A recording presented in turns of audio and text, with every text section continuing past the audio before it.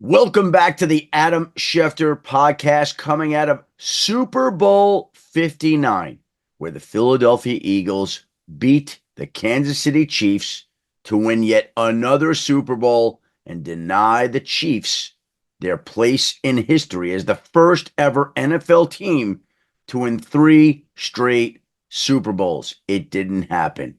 There is so much going on in the NFL, and inevitably, whenever we head out of the Super Bowl and into the offseason, that really does mark the true start of the offseason and all that's ahead.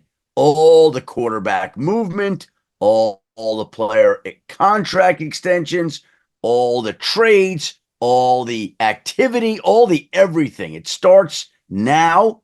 It goes into the combine later this month and then straight into the start of the new league year in mid-March with free agency. And we're going to kick off the offseason with a look back at the Super Bowl today with the co-host of the Pat McAfee Show, my friend, my colleague, Ty Schmit, to usher in this week's episode of the Weekly Six Pack. Appreciate you, Shefty. What a season it was, huh? And, it's funny. We talked about this a little bit last week. Everyone's saying, hey, there's fatigue from the Chiefs. No one wants to watch this. It was the most watched Super Bowl ever. The NFL, Of course. It is what it is.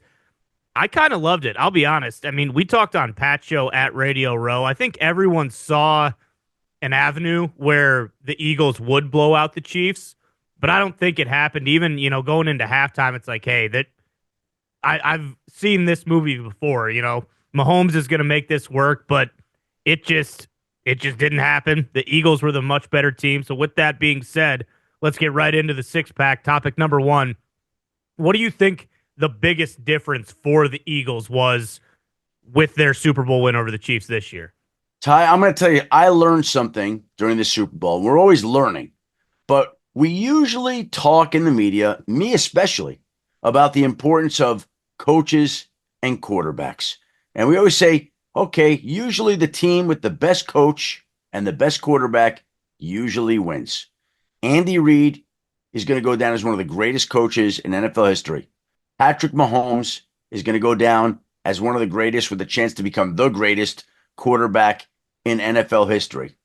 And yet, we didn't talk enough about what football really is, which is a game of big men, a battle of the trenches, and who controls the line of scrimmage. The Philadelphia Eagles offensive line outclassed the Chiefs defensive line. The Philadelphia Eagles defensive line outclassed the Chiefs offensive line. As great as Jalen Hurts was, winning the Super Bowl MVP, as dynamic as the Eagles wide receivers were, this game was won in the trenches, where most NFL games are won. And the Eagles have built their lines to the point where they are as good as any lines in the league, both on the offensive and defensive sides of the football. And we saw all the money that these Eagles defensive linemen made. When we look at the list of upcoming Eagles free agents, 3 free agents along the defensive line: Josh Sweat, Milton Williams, Brandon Graham, who may or may not play again. We'll see. And I can't imagine he'd ever leave Philadelphia anyway. But do you know how much money both Josh Sweat and Milton Williams made on Sunday against the Chiefs with all the pressure that they got on Mahomes? And think about when Tom Brady lost in the Super Bowls. What was that about, right? What was that about? That was about the Giants getting pressure on him, making him uncomfortable. And it's exactly what the Philadelphia Eagles did on Sunday night. And not only did the Eagles control the line of scrimmage on both sides of the ball, but it's just human nature, which I don't think we talked about enough. There was a great boxer named Marvin Hagler. And Marvin Hagler would talk about how it's tough to get out of bed to do road work at 5 a.m. when you've been sleeping in silk pajamas. And that's not to say that the Chiefs haven't worked hard the last couple of years. They have. But they've been sleeping in silk pajamas, Ty. They have won the championship twice. They have made endorsement money. They have done 2 Super Bowl parades. They know that feeling. They've been through this. There were so many Eagles, despite the fact that this franchise had won a Super Bowl against the Patriots in Minneapolis, that hadn't won a Super Bowl. Cooper DeJean never won a Super Bowl. Quinyon Mitchell never won a Super Bowl. Jalen Carter, Jordan Davis, they never won a Super Bowl. There were so many people up front that hadn't won a Super Bowl. And so this was their chance to fight for what they wanted when they haven't slept in the silk pajamas that the Chiefs have been sleeping in the last couple of years. And so the tougher team, the team that was better up front, the team that was more talented in the trenches, in the end, that team prevailed. And it seems so obvious that we should have seen it coming. I will say this on Friday. I really felt like a lot of times you can feel a certain thing, and sometimes you talk yourself out of something. But on Friday, Jim Cramer on CNBC, he's a huge Eagles fan. He texted me. He was in New Orleans. He's like, there are Chiefs fans everywhere. I can't believe how worried I am. I said, Jim, calm down. The Eagles are winning this game. I sent him that text, and he sent me the text when it was like 14-0 in the game. And I sent him back a text. He goes, can you believe this? I know it's early. It's early. I said, what did I tell you on Friday, Jim? You're winning the game. And they won the game. I felt that later in the week. I could just feel that hunger, having spoken to a couple of the Eagles people. It just felt like it was going to be their game. And I know it's easy to say that now, but I've got records of it, like literally documented. I just felt like exactly what we're talking about. They were better where they were going to need to be better. They were hungrier where they needed to be hungry. And in the end, it showed up, and the Philadelphia Eagles are your world champions. And we talk about it all the time, like being able to stack chips on your shoulder as a professional athlete. They all do it, whether it's perceived or whether it's real. That's just a lot tougher to do when you're on the Chiefs and you're a Chiefs player, because, they hadn't been playing great, but at the end of the day, it was always, hey, the Chiefs are still the Chiefs. If you want to beat the champ, you got to knock them off or knock them out. And I think for the Eagles, I think there was a lot of genuine, kind of angst and being pissed off about feeling disrespected going into the game. And like you mentioned, most of those guys had, never won a Super Bowl before. So it's just it. And I mean, I think the Chiefs, my thought going into the game was you can't let this be a one-score game, because then the Chiefs, they just have that magic. They'll maybe find a way to get it done. Have we seen the Chiefs get blitzkrieged like that in the Mahomes era? I mean, before you could, blink your eyes, snap your fingers, they're down 20 points, and it's like, well, we've never been in this situation before, and it's like you said, they're getting pressure like that, and obviously Mahomes has got to make, quick decisions. Cooper DeJean had that pick six, and the game was over. They're just, I agree. Not to toot my own horn, but I picked the Chiefs to win on Friday on Pat's show, but I said, I don't know why. Maybe it's because I'm a homer. I'm an Iowa guy. I one of my favorite Iowa players ever. I said, I think Cooper DeJean's going to have a defensive touchdown in this game. Luckily, I said it on his show, so I also have receipts for that. And I should have known, if that happens, there's no way the Eagles are losing this game. There's just no way. But then also, I was still thinking, hey, right before halftime there, the Eagles get the ball back. They have that, and it's like, if they drive down and score a touchdown here and then get the ball back after half and win that middle eight, they play the worst possible half they could have, and then you're looking at a 3-point game. Instead, Mahomes throws the pick to Zach Bond, and it's like, the final nail in the coffin. But you can't turn over the football that much against a good team. And the other thing that stood out to me is, I was watching, I don't know where I saw it, but somebody played a list of all the Chiefs' close wins this season. And let me say this, that they were incredible. Like the level of clutchness that they showed, how they played with pressure. But we go back. Isaiah Likely, he just stepped out of bounds. The Ravens really could have won that game. I know we say could have, should have, would have, but his foot was 2 inches away from being in. The Broncos have a game-winning field goal blocked in Kansas City. The Raiders are driving for a game-winning score when Aiden O'Connell gets a snap in the face and fumbles and loses the football. There were 6 games like that where the Chiefs, to their credit and their talent, they won the game because they were so good and so clutch. But at some point, you're not going to be able to do it every single time. And the Eagles made it such that it wasn't even close. They blew them out of the building. And again, I think they won the game in the trenches. Putting closing the book on this season and then looking ahead to next season. Let's move on to topic number 2, Shefty. What do you think of the Eagles opener next year? There's a couple different options, couple awesome games, I think, potentially to start the game. Maybe against the Commanders or the Lions or the Rams, amongst a couple others. Who do you think the NFL is ultimately going to choose for the Eagles to face on opening night there in Philly? Well, I love this. As soon as you finish the Super Bowl, you can begin to focus your attention to next year. And now that the Eagles have won the Super Bowl and they're the champs, they're going to open the NFL season in 2025 at home. Last year, they were playing in Brazil Friday night, the night after the Chiefs hosted the Ravens, and Isaiah Likely stepped out. This year, the Eagles will open their season at home, that Thursday night game, and here are the exact possibilities. The Commanders, interesting. The Cowboys, not bad. The Giants, the division foes. Then we have the Bears, Lions, Raiders, Rams, and Broncos. Now, this is interesting. The Broncos would be a compelling matchup that came on this year, but I don't think the league will go that way. The Rams would be an NFC championship game rematch. I don't know. League could opt for that. Don't think it will. The Raiders, Pete Carroll's first game, probably not good enough to put on Thursday night. Not what the league is looking for. The Lions would be compelling, but I also could see the league saving that game for one of its prime time sweep ratings weeks where they need to get the big numbers.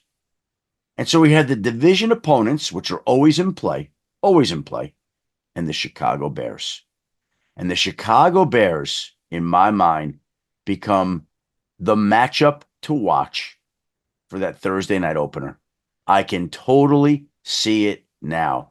Ben Johnson's first game in Philadelphia. Bears looking to make a comeback. It's not the marquee matchup that you're giving away early on when you're going to get the ratings anyway with the Lions or the Rams, but it's a compelling enough matchup that everybody would be excited to see it. My guess right now, is Bears at Eagles in the opener. I'm calling my shot right now. We'll see if it turns out that way. They still have to go over the schedule, and there's so many things that figure into this. Who knows the exact way it's going to go, right? But my early pick for the opening game of the year is going to be the Chicago Bears at the Philadelphia Eagles. I like that a lot. I could see that. I mean, every year with the Bears, there's so much excitement, especially now with Caleb Williams and Ben Johnson. I mean, last year we were talking about them being a playoff team. Hey, they're so much better than they were the year before. I think that's going to only be heightened going into next year. And I agree, because I think the Commanders, that sounds like a classic like Sunday night football game. I don't know if they'll do that week 1 or a Monday night football game. I think you hit the nail on the head. I think that just makes sense. Obviously, the Bears fan base and that market, that would deliver huge numbers. And I think, the NFL, the Bears are one of those teams, kind of like the Raiders that we've talked about.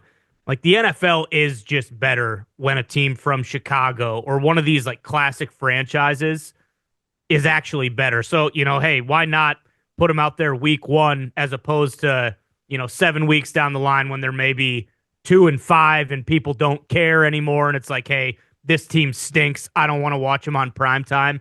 I think you hit the nail on the head. I think that does make a lot of sense. Because everybody's going to watch the opener no matter what. It's going to get a huge number. And whether it's the Bears or the Lions or the Rams or an NFC East foe, it's not going to make that much difference in the rating. So you might as well put a huge market team with a compelling opening day situation with a new head coach and Ben Johnson on the opening Thursday night game of the season. Mark me down as the Bears for that spot on Monday night. Again, we'll see what the league decides. They haven't even begun these discussions yet. So we are merely hypothesizing, doing nothing more than that. But that's my early prediction for that Thursday night opener. I like that. I'm going to piggyback on you there and agree. I think they should go with the Bears. That does sound like a great idea. All right, so that's a kind of a fun thing to keep an eye on as we move into the offseason and get closer to the schedule release, whatever that may be. All right, Shefty, let's move on to topic number 3 of the 6-pack. We talked about this a little bit yesterday with you on Pat's show. This offseason is kind of shaping up to be the offseason of wide receivers. We have several marquee names who are going to be available. Debo obviously was just, granted the okay to seek for a trade. The Rams let Cooper Kupp know, hey, we're gonna be trading you as well. And then obviously T. Higgins is going to be arguably the hottest name on the free agent market. What do you see for all of these guys? And again, just hypothesizing because we don't know what's going to happen, but what could you see potentially happening with this group of wide receivers? Well, first and foremost, you mentioned some of the names there, right, Ty? But this offseason, we usually talk a lot about quarterbacks, and we mentioned our fault for focusing on the quarterbacks in the Super Bowl, and then the Eagles' lines being the difference maker in the Super Bowl itself. Well, we're going to always talk about quarterbacks and where's Russell Wilson going to go? Where's Aaron Rodgers going to go? Where's Sam Darnold going to go? The quarterback questions always will reign supreme. But I want to read to you the list of wide receivers that this offseason either will be available or will be changing teams. We know about Deebo Samuel, who requested a trade from Kyle Shanahan at his exit meeting and then was told last week he was granted permission to go seek a trade partner. We know about Cooper Kupp last week, who the Rams told, we are going to look to trade you and work with you to find you a new home. So Debo and Cooper Kupp, we both expect to be traded. Look, Aaron Rodgers, not expected back in New York. There's no reason to expect Davante Adams back in New York if Aaron Rodgers is gone too. So now we've got Debo, Cooper Kupp, Davante Adams, all on the move. That in and of itself would be interesting. Now I'll read you the list of free agent wide receivers. T. Higgins, Keenan Allen, DeAndre Hopkins, Chris Godwin, Darius Slayton, Amari Cooper, Stephon Diggs. That is quite a list of wide receivers to combine with the other 3 wide receivers that are going to be changing teams. So when we talk about this being a weak free agent class, which front offices have already said to me, not a great free agent class at all, not a lot of depth. And that's because teams have done a better and better job at identifying their own talent and re-signing them and making sure that they don't hit the free agent market. So this is not going to be one of the better free agent classes, and it's not supposed to be one of the better drafts. So there aren't a lot, or there aren't as many great players available this offseason as there have been in other offseasons. But saying that, wide receiver, in my mind, has to be considered, if not the deepest, certainly the sexiest position available in the offseason with trades and free agents and notable free agent wide receivers there to be had looking to change teams. That's where we're going to get a lot of headlines this offseason, Ty. And you mentioned it, Shefty. The receivers coming in this year's draft, I don't think, it's kind of like the quarterback class. I don't think we're going to have the, Malik Neighbors, the guy who comes in and has an 1,000-yard season right off the bat. They say it's one of the deepest tight end classes ever. So you wonder if teams are going to be more willing to spend. I mean, that's a hell of a list of, guys who have proven that they can do it in the NFL. So you wonder if teams will be more willing to go out and spend some money on some of those guys, even if they are a little bit older, considering that we might not have that kind of top flight receiver class coming in the NFL draft. Let me give you that list again in its entirety. Deebo Samuel, Cooper Kupp, Davante Adams, Stephon Diggs, Amari Cooper, Darius Slayton, Chris Godwin, DeAndre Hopkins, Keenan Allen, T. Higgins.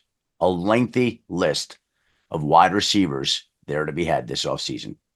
Yeah, I love that. So especially as a Packer fan who knows that they need to go out and get one of these guys. And, so that kind of makes me feel okay that, hey, maybe you don't need to go spend, $35 million for T. Higgins. You can maybe Devontae wants to come back home, at a reduced price. So we'll see. That'll be another interesting thing to keep our eye on. Let's switch gears here, Shefty, and move on to topic number 4. We saw a couple Hall of Famers get in. We talked about it down in New Orleans before the announcement. Kind of surprising. Only 4 guys got in, I thought. But, I guess it's just one of those years. It is what it is. But the Hall of Fame class of 2026 has the chance to be an all-time great one. Just a couple of the names who are first-time eligibles. Larry Fitzgerald, Drew Brees, Phillip Rivers, Jason Witten, Julian Edelman, Frank Gore, the Pouncey brothers, Greg Olson, Alex Smith. Just an unbelievable class. What are your thoughts on the 2026 potential Hall of Fame class? This is one of the deeper first-time eligible classes that I've seen in quite some time. Larry Fitzgerald, to me, is a lock as a first ballot Hall of Famer. Drew Brees, to me, is a lock as a first ballot Hall of Famer. And then we start to get into the questions about who will and won't go. Jason Witten's going to be a Hall of Famer. Only question is when. Frank Gore is going to be a Hall of Famer. Only question is when. Julian Edelman's going to be a Hall of Famer. Only question is when.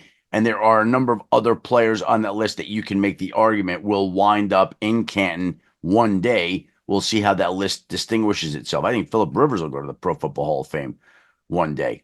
So to me, this is going to be a decorated class. And it's also going to be interesting coming off a year this past year when they selected only 4 players. Now, it used to be that they selected more and they wanted to make it tougher and tighter to get into the Pro Football Hall of Fame, which I personally don't like, because there are people that were on the doorstep of Canton, Ohio, ready to get in, like Mike Holmgren, who were denied their opportunity to go get a chance to get into the Pro Football Hall of Fame. They're that close. And the voters holding their fate in their hands decided that these guys weren't worthy, which I can't stand. Like, if they were brought to vote and they were brought to the final stages and they were brought to that spot because they were worthy, there were a handful of voters that skewed the percentages to make it such that they weren't worthy. And now they're denied their chance to go to Canton, Ohio, which would have changed their lives. And it's going to make a difference if a few extra people are in the Pro Football Hall of Fame. It just, that kind of thing drives me bonkers. Okay. I was a voter briefly a couple of decades ago. And the rule of thumb was if you got to that level, the seniors level, it should have been rubber stamped. And that's the way it was always approached. And the fact that they denied so many people this year, we talk about Eli Manning being slighted. The men who were really slighted were guys like Mike Holmgren, Ralph Hay, guys that made it to the finalist stage and were denied entrance. And next year, it's going to be even tougher to get into the Pro Football Hall of Fame because we've never seen a list of first-time eligible candidates that you rattled off that looks as deep as it does in 2026. It just, you would know better than I would, having voted for it, but it's one of those things where it's not so much like the Baseball Hall of Fame, which I think is about as crooked as it gets, but it seems like like how they decide people get in, it's just a sliding rule that changes every single year. As of late, I feel like we've argued more and more about who deserves to be a first ballot guy. And I think it's pretty evident based on what they did this year that you can immediately eliminate guys like Phillip Rivers. Like, if Eli didn't get in first ballot, I don't know how you put Phillip Rivers in. Witten, I mean, if Antonio Gates doesn't get in first ballot, I don't know how Witten gets in. But, we talked about this a little bit in New Orleans. Like, guys like Vinatieri, I don't know what more he could have done in his career. Maybe it's just slighting him a little bit because he's a kicker, but it's like no one had more bigger moments. He's the leading scorer in NFL history. Then a guy like Marshall Yanda, who you talk to all his contemporaries and his peers who say, he was arguably like the best lineman of a generation, was the best lineman in the NFL for like a 10-year period. It is interesting. And then, like you said, you get this deep of a class, you feel for some of those guys who are probably pretty deserving of getting in. But when you have a class like this, like a lot of these guys who are deserving are not going to get in there, and then we're just going to start their clock. So and like you said, I don't understand. Just taking only four guys, I just don't get it. Because you can't you can't just erase what you've done in the past and say, hey, now we want to tighten things up. We Oh, want it to but be let me say special. this: the voters selected Ralph Hay over Robert Kraft. Okay, so we made Robert Kraft wait another year when, in my mind, he belongs and should be in. Why are we making him wait? The guy you introduced, you decided on the final vote wasn't worthy. So why are we wasting time? Why are we wasting time? Mike Holmgren put in ahead of Mike Shanahan. Mike Holmgren Crazy. to me is a Hall of Famer, but we're going to make Mike Shanahan keep waiting? Moronic, stupid, dumb. What are we doing? We're delaying the process. It gets me all worked up. And I've seen this over time, and it's part of the process. It's the way it goes. But we put these people in the Hall of Fame after they're gone, like Ken Stabler, selected to the Pro Football Hall of Fame. Yeah. He's not even alive to see it. Right. What made him a Hall of Famer from the time that he played for the Raiders to the time he was alive to the time he left us? What was the difference? He's a Hall of Famer. Put the people in. Let them enjoy their moment while they can. That drives me nuts. I agree. I think that is so dumb. Just deciding to put a guy in after he dies as like a sign of respect when, yeah, you don't think their family would like to enjoy that with them while they're still alive. I mean, and that's the thing is it's a process that's probably never, I mean, it is what it is. It's going to be that way, until long after you and I are gone. So I guess you just got to make peace with it. But that doesn't mean we can't bitch about it either. So, I mean, it makes no sense. We'll see. We'll see. Hopefully they get it right next year, but there's a chance that a couple guys that probably should go in are going to be pretty pissed off when they realize they're not going in. Let's move on to topic number 5, Shefty. Speaking of the Hall of Fame and Hall of Famers, Randy Moss was back on Countdown this weekend. Incredible video. Incredible video. I mean, I got super Wasn't it? emotional watching that. Oh, yeah. I can't imagine how it was on set. How was that whole experience having Randy back on set with you guys? Well, first of all, we were told that he was trying to come back and was hoping to come back, and that was the goal that he had always set. He had told our boss, Seth Markman, that Super Bowl was the day that he wanted to get back by. And he was angling for that. And we didn't know officially really till the weekend that it was going to happen because he could have woken up on Saturday and not felt well and decided not to come. And honestly, I love that guy and we love working with him. We all love that guy. He's so much fun to be around, and we missed him this season a whole lot. We got the news Saturday that he was going to fly out. And it was one of the reasons that Myles Garrett agreed to do the interview because Randy Moss was his favorite player when Myles Garrett was coming out. The one ESPN person that he wanted in his house to interview him after he was selected and didn't attend the draft was Randy Moss. So Myles Garrett agreed to talk to Sunday Countdown in large part because Randy Moss was on set. And so Randy flew in, and I was at the Superdome Sunday morning, and Super Bowl Sunday always has a weird feel. And I already was thinking about Mort not being there because we would always take a picture on the morning of the Super Bowl, end of the season, something to document. Always loved that. And all of a sudden, I'm doing like 3 different things, calls coming in, checking on a couple of last minute items. Randy comes over, and I wasn't ready for him to come over at that moment. Like I wanted to give him a big hug, and you're not allowed to hug him right now. You can't get too close to him. We got to make sure that he's okay and not subjected to any germs or anything like that. But get to see him there, and about 20, 30 minutes later, the show started, and they played that video at the start of the show. I got to tell you, that video made me emotional. Oh, yeah. I was getting teary-eyed watching it, reposted it on my Instagram account, my Twitter account. For anyone who might have missed it, it was a tremendous way to start the show. And of course, Randy got very emotional. Now, here's the great part about it. Randy only wanted to go to lunch together, all of us, after the pregame show. And I told him this the last time the Eagles and Chiefs played in the Super Bowl in Arizona, we were at our hotel. We came back to our hotel, and me and Randy went to a large brunch together, just the two of us. And we had this great brunch. I don't know why I remember that the way I do, but I just do. Because right after the pregame show is always one of the great moments of the season. You feel like you do when you finish your finals in the winter at school. You know you have a few weeks in front of you to kind of decompress a little bit. and it's this great feeling. You get done with finals, and that's a little bit what Super Bowl Sunday feels like. I know there's a lot of work ahead in the coming weeks. I know there's going to be all these trades and moves, but maybe for a week, I don't have to worry about getting up at 4:30 in the morning to drive to Bristol on Sunday. And so Randy and I had this great brunch in Arizona together after that show before the Chiefs played the Eagles in the Super Bowl. And once again, Randy called together everybody from our show, and he reserved a room at Ruth Chris, the steakhouse, and they reserved the patio for us. And after the show, we all went there. Now, ordinarily, I don't like to leave the stadium on Super Bowl Sunday. You've already gotten in past security. You don't want to leave, get into that traffic, and then have to come back in it. That's not what any of us want to do. But it was Randy. So we all did it. After the show, we left the stadium. We drove over to Ruth Chris, which was about a mile from the Dome, maybe. Took us about an hour to get there in traffic. Sat there for about 90 minutes. I was getting itchy because I wanted to get back to the stadium. We left about 3:30, 3:45 local time to go back to the Dome. Took us about another hour to get back. 10, 15 minutes to walk through security.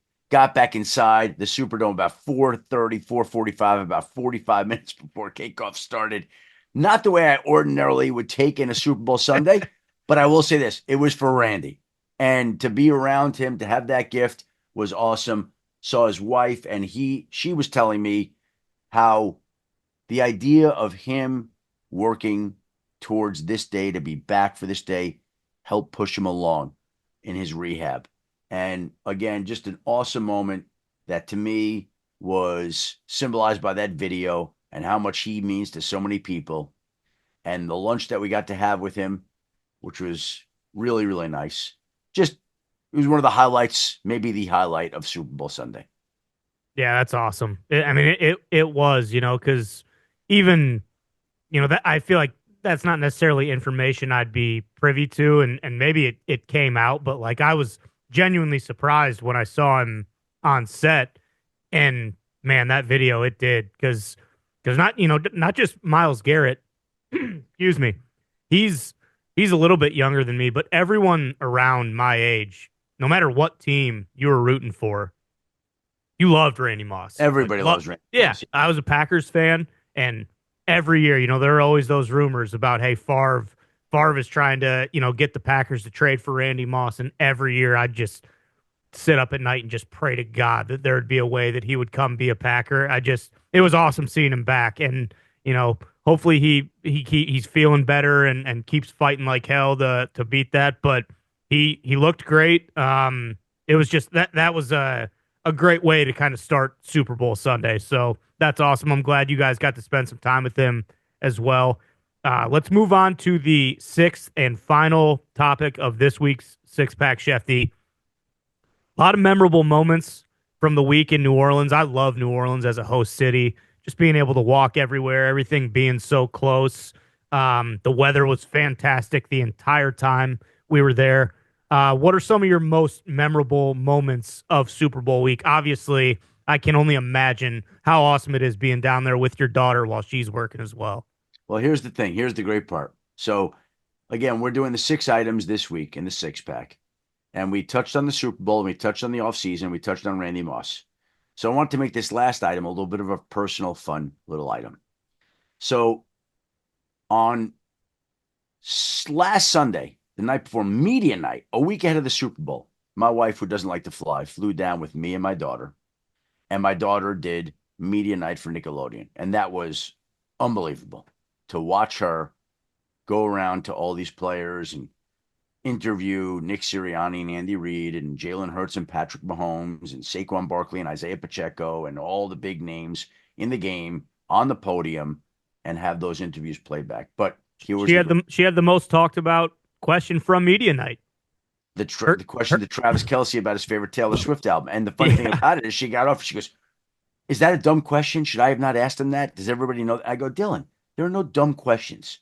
Ask what you want and what you think what you think is interesting." And she asked, and that question showed up all over TV and went kind of viral. So great job by Dylan. So my wife and daughter went back on Tuesday because she had to go back to school. So she missed school Monday. She went back to school Tuesday, Wednesday, Thursday, Friday. And on Friday, my daughter and son flew back down to New Orleans. Now they were scheduled to land about 6:30 or so. Didn't know what time they were going to land, didn't know what time they were going to get to the hotel. And so me, for the very first time in a long time, I didn't make any dinner reservations. Now there was a sushi restaurant across from our hotel. We stayed in the same place there, Ty, La Meridian. Mm-hmm. Nobu in the Harrah's Casino, right? Yep. Okay. So I told my son and daughter, I'm like, hey, when you get down here, we'll just walk across the street to Nobu and go grab some sushi. That sound good? Great. Well, by the time they got to the hotel, it's probably 8 o'clock. It was a little bit late. I don't know. Delays from the airport, whatnot. We try to get into Nobu, walk across. I don't know what was going on, but it was a mosh pit of people everywhere surrounding the entire casino, like all the way around, if you know what I'm saying, right? The front entrance, the back entrance, the side. Like, what's going on? Well, there's a Post Malone concert there, apparently, that we were trying to navigate our way through. And once we figured out how to navigate our way through, we got to Nobu, and they couldn't take us. 2-hour wait. Can't get until 11 o'clock. Like, forget that.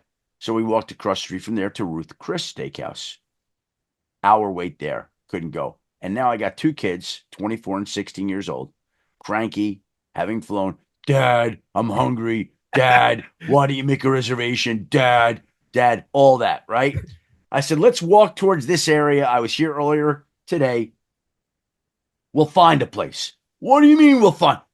Look, I screwed up. I thought we could just walk into Nobu. It didn't happen. We start walking down the street. I say, there's a bunch of restaurants up over here. We see this one restaurant on the left. It's a buffet. Like, we don't want to go to a buffet. I'm like, okay, no problem. There was a guy walking 2 dogs. Clearly, he lived in that neighborhood. So my son noticed this and went over to the guy and said, hey, excuse me, you seem to live here. Can you recommend a restaurant? And the guy goes, yeah, Merrill, about 50 yards away over here, down that street.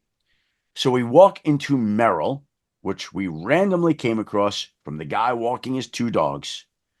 And we walked in, and they said that there would be an hour wait. But as they said that, we noticed our friend Booger McFarland and his wife walking out. And Booger went to LSU, and Booger obviously has deep New Orleans connections. And Booger spoke to the manager, and the manager was kind enough to get us a table.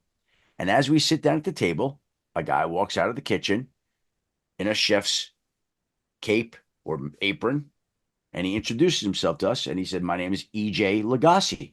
And I'm like, Lagasse? As in Emerald? Yeah, Emerald's my dad. Dad, come on out. Emerald Lagasse walks out of the kitchen. Now we've got Emerald Lagasse and E.J. Lagasse in Merrill Restaurant on Friday night of New Orleans in Super Bowl week. And I'm saying to my kids, do you realize, like, this is New Orleans royalty right here? Like, we're eating in their restaurant, eating their food. And we sat there, and it was unbelievable. Warren Sapp was in the restaurant. I used to work with him at NFL Network. He came over. He's giving us big hugs. Great food. Unbelievable at Merrill's. Even if we had gotten into Nobu, it would not have been as good as the food we had in Merrill's that night. Or Merrill, I should just say. Got to take pictures with the Lagasses. Like, what's better than that? And it occurred to me, and we've all had this, where you sometimes have days or nights that are starting to go a certain way. And you're like, you know what? I'm done. Time to just go to bed. Like, give up. Like, the day and night are just not working out. Very rarely does it turn around on a dime like that and turn out to be the most memorable meal of the entire trip. But that's how that happened. And it was completely random happenstance that we wound up in Merrill eating the food of Emerald and E.J. Lagasse after we got shut out at all these places and were desperate to eat with cranky kids pestering me. That's awesome. You should take a bow for that. Make your kids, yeah, that's incredible. Funny you mentioned that. I want to say it was Thursday night. I was with a couple guys from the show. We were at the casino. We tried to get into Nobu too. 3-hour wait. Okay. Yeah. So we walked around to the other side of the casino, and Emerald has a restaurant in there. Yeah. We sat down. One of the best meals I've had in a really long time. It was good, huh? Yeah, it was unbelievable. Unbelievable. Seafood tower, the whole 9. Emerald Brasserie in the Harrah's Hotel, right? Yep, exactly. It was it was top notch. So funny that had I known that, his son was the executive chef just a stone's throw down the road and that he might have been in the house, we might have went down there. But obviously, shout out to Booger McFarland too for, getting you right in, getting the chef's table pulled up. That's great though. That is, because I've had many of those nights, and more often than not, that night isn't turning around. It never turns around. It never turns around. But Ever. it turned around that night. Yeah, that's great. Heading into the weekend too. Good omens. That's awesome. That's awesome. Yeah, it just all around. I think someone said this on Twitter. It should be mandatory that the Super Bowl is in New Orleans like every 5 years, I think. Just because it is. It just, Vegas, I love Vegas so much, but I think you forget when you've been there that, like, if you're not walking around everywhere and the way everything's spread out, like at these NFL events, like, it is not easy navigating that. Getting an Uber down there is a nightmare. You can walk everywhere, but it's not like New Orleans where everything is just stacked on top of each other. The weather, we got very lucky. I don't think it was too muggy. It was perfect sunshine, 71 every day, and just the feeling of hospitality that you get from everyone down there. Yeah. It's just the best. It's the best. Well, let me just say, as we sign off on this podcast, thank you to the city of New Orleans for the hospitality. Thank you for all the people who work so hard to make that event a success. And you're right, the people were incredibly gracious. They're very proud of their city. They take pride in having people down there for all the big events. You think of all the great Super Bowls, college football games, boxing matches, sporting events that have taken place in the Superdome in the city of New Orleans. They've hosted more big events, or as many big events as just about any city, and it's an incredibly convenient city where you can walk just about anywhere. Don't drive to Ruth Chris after you finish Sunday Countdown on Sunday, and don't try to get back to the Superdome. Not recommended. But aside from that, it really is very, very ideal to host big events. And a huge thank you to all the people there who helped pull the week off. All right, Ty, a huge thank you to you as well, to Dan Stanzik, to Ben Smith for putting together this podcast, and to you, the listener, for tuning in to another Adam Schefter podcast. We'll be back in this space next week as the offseason now officially is underway, and there will be trades and signings and moves that we will be analyzing here, previewing here, reviewing here. Should be a tremendous offseason. It always is, and it is now underway. Thank you to Ty, Schmit, Dan Stanzik, Ben Smith, and the listeners. Until next week, have a great week, everybody.